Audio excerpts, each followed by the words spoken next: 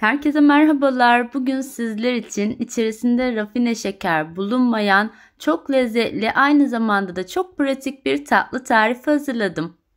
Sizler de rafine şekeri hayatınızdan çıkarmak istiyor ama tatlısız da yapamıyorsanız eğer bu güzel tarifimi mutlaka denemenizi tavsiye ediyorum ve sözü çok uzatmadan hemen detaylarına geçiyorum.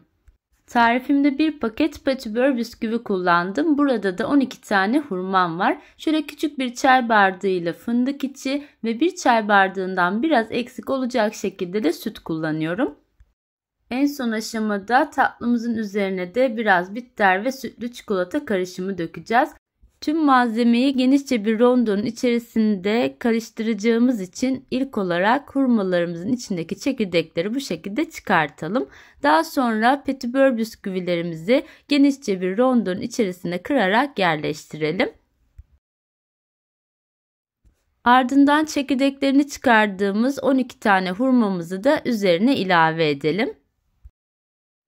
Bir çay bardağı olacak şekilde fındığımızı da içerisine ekledikten sonra sütümüzü de üzerine dökerek rondomuzu çalıştıralım.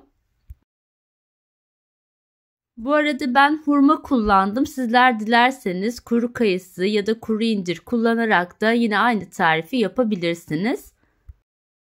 Rondomu ara ara durdurarak ve içindeki malzemeleri de karıştırarak 2 dakika boyunca çalıştırdım. Tüm malzemelerin iyice birbirine geçerek bu şekilde özleşmesini sağlayalım. Daha sonra küçük bir borcamın içerisine yağlı kağıt yerleştirdim ve bu şekilde malzemeleri içerisine döktükten sonra parmak uçlarımla bastırarak her yerine eşit bir şekilde güzelce malzemeyi yayıyorum. Bu işlemi yaparken de her yerinin eşit kalınlıkta olmasına özen gösterelim. Sizler dilerseniz böyle borcama dökmek yerine küçük parçalar kopararak yuvarlayıp sonrasında çikolataya bulayarak da yine bu tatlıyı hazırlayabilirsiniz.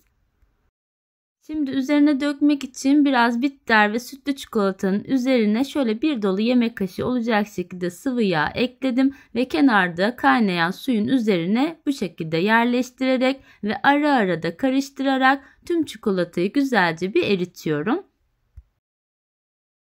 Çikolata içerisine eklemiş olduğumuz sıvı yağ sayesinde çikolatalar akışkan bir kıvamda yanmadan çok güzel bir şekilde eridi. Şimdi borcamın içerisine yaydığım pratik tatlımın içerisine çikolatamı döküyorum.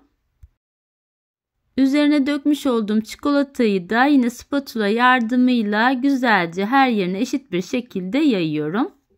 Çikolataları da güzelce yaydıktan sonra pratik tatlımı buzdolabına kaldırıyorum ve üzerindeki çikolatanın donmasını bekliyorum. Donduktan sonra da bu şekilde çıkartıyorum ve sonrasında bir bıçak yardımıyla dilediğiniz şekilde dilimleyerek servise hazır hale getirebilirsiniz.